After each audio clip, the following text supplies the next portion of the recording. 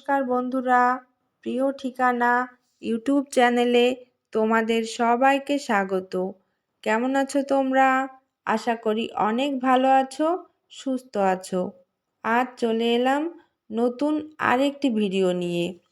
আজ ভৈমী একাদশী। আজ একাদশীর উপোস থাকবো বলে গতকাল রাতে যতটা সম্ভব কাজ করে রেখেছিলাম, যাতে উপোস থেকে খুব বেশি কাজ না করতে হয়। তারপর আজ আবার রান্নার ঝামেলাটাও নেই, কারণ আমরা সবাই একাদশী করছি। এই কারণে আজ আবার ছেলে মেয়েদের স্কুল নেই, আর এই কারণে ওদের ম্যাম এসেছে সকালে পড়াতে। ওদের পড়া শেষ হলে স্নান করে তারপর আবার তুলসী গাছে জল দেবে। আর এই যে দেখছো আমার লক্ষ্মী ঠাকুরকে, আমি কিন্তু মাকে কখনো তুলসীর পাতা দিই না, কারণ মায়ের পাশে তো বাবা নারায়ণ নেই। শুনেছি মা লক্ষ্মী নাকি একা থাকলে মাকে তুলসী পাতা দিতে হয় না, আর এই কারণে আমি মাকে কখনো পুজো দেওয়ার সময় তুলসী পাতা দিই না। আর এই যে দেখছো এর ভেতরে কিন্তু আমার পুজোটাও দেয়া শেষ হয়ে গেছে, আর ছেলেমেয়েরা পড়া শেষ করে স্নান করে বসে আছে। আমি যাব, যে মন্ত্র বলবো, তারপর ওরা সূর্য প্রণাম করে তুলসী গাছে জল দেবে। কারণ ওরা তো আর পড়তে পারে না, আর মনেও রাখতে পারে না। এই কারণে আমি মন্ত্র বলে দিই, আর ওরা সেই সাথে আমার সাথে মন্ত্র বলে বলে সূর্য প্রণাম করে আর তুলসী গাছে জল দেয়। তারপর ওদেরকে ওইগুলো কমপ্লিট করে দিয়ে এসে আমি আবার আসলাম ঠাকুরের সামনে গীতা পাঠ করার জন্য। আর আমার পাশে ওরা আবার দুজনেই বসে আছে, গীতা পাঠ শুনছে। গীতা পাঠ করে আমার আবার কয়েকটা কাজ ছিল, সেই কাজগুলো সেরে এখন আবার আসলাম সন্ধ্যা দেওয়ার জন্য। সন্ধ্যা দিয়ে তারপর আবার রাতের পুজো সেরে তারপরে সেই পুজোর প্রসাদটা খাবো। আর তার সাথে আমি আবার কয়েকটা ফল কাটবো, সেই ফল আর ওই পুজোর প্রসাদ একসাথে সবাই মিলে খাবো। তারপর আবার রাতে ঘুমানোর আগে অল্প কিছু ফল খাবো, আর সবাই এক গ্লাস করে দুধ খেয়ে তারপরে তাই ঘুমাবো।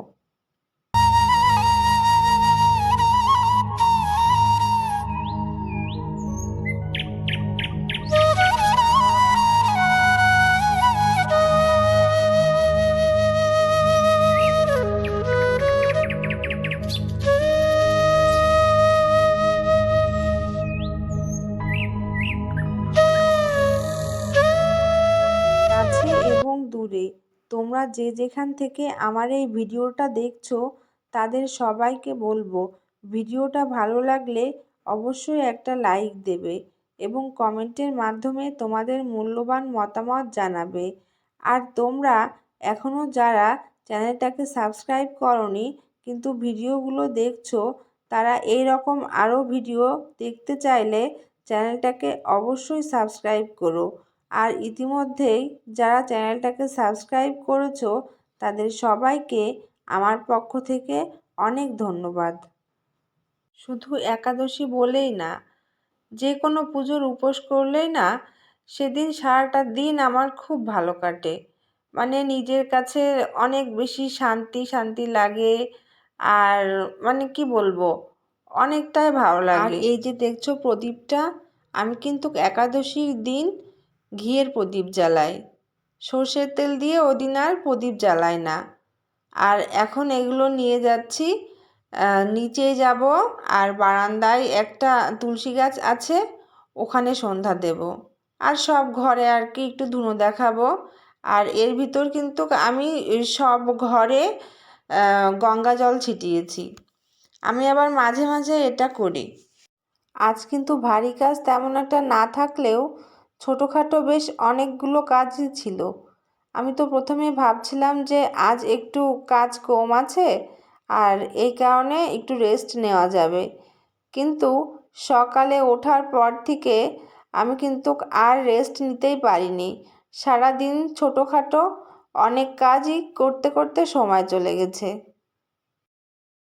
কাল আবার পারুনি সারতে হবে, আর এই কারণে সকাল সকাল ওঠা লাগবে।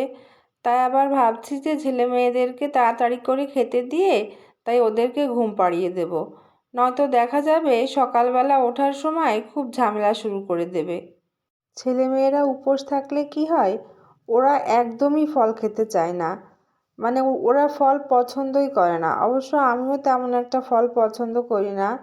আর ওই যে জোর করে ফল খাওয়াতে গেলেই তো আমার ছেলে আবার বলে কি যে তোমরা বেশি করে খাও, কারণ আমি তোমাদের সবার থেকে বেশি অ্যাক্টিভ, আর এই কারণে আমার ফল খাওয়া লাগবে না, আমি ফল না খেয়েই অ্যাক্টিভ আছি। আর সত্যিই তাই, ও যে উপোস আছে মানে ওকে দেখে তো বোঝাই যায় না। মানে সারাক্ষণ লাফালাফি ঝাপাঝাপি খেলা, মানে সর্বক্ষণ এইসব নিয়ে থাকে। মানুষ মানে কি কি করে উপোস থাকলে তো দেখা যাচ্ছে চুপচাপ করে বসে থাকে, বা ছোটরা হয়তো একটু মন খারাপ করে যে খিদে লেগে গেছে, কিন্তু ওর ভিতরে ওইসব কিচ্ছু নেই, ওর সব সময় অ্যাক্টিভ থাকে। তুলসীতলায় সন্ধ্যা দেওয়া শেষ, এখন যাব নিচের ঘরগুলোতে একটু ধুনো দেখাবো, দেখিয়ে তারপরে উপরে যাব, যে পুজো দেব। পুজো দেওয়া শেষ হলে তারপর নিচে এসে ফল কাটবো, কেটে তারপরে আমরা সবাই ফল খাবো।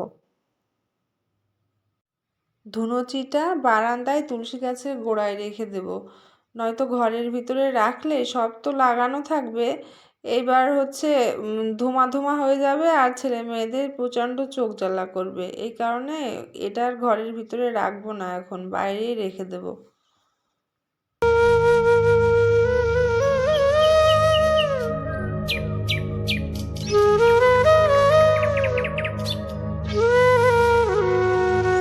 আমার মেয়ে কিন্তু অনেক ছোট থেকেই আমার সাথে উপোস করে, ওকে কখনো বলা লাগে না যে তুমি উপোস করো। ও যখনই শোনে যে আমি উপোস থাকবো, তখনই ও বলে যে মা আমিও উপোস থাকবো তোমার সাথে। তো আমিও কখনো বারণ করি না, কারণ দেখি যে এটা তো ভালো অভ্যাস। এই কারণেই আর কি আমি ওকে উপোস করতে দিই। আর আজ সকালে আর সন্ধ্যায় তো চা খাওয়া হয়নি, আর এই কারণে আমার মাথার ভিতর প্রচণ্ড যন্ত্রণা হচ্ছে, একটুও ভালো লাগছে না। তো যাই হোক, ভিডিওটা আর বেশি বড় করব না। আবার দেখা হবে নতুন কোনো ভিডিওতে। সেই পর্যন্ত তোমরা সবাই ভালো থেকো, সুস্থ থেকো।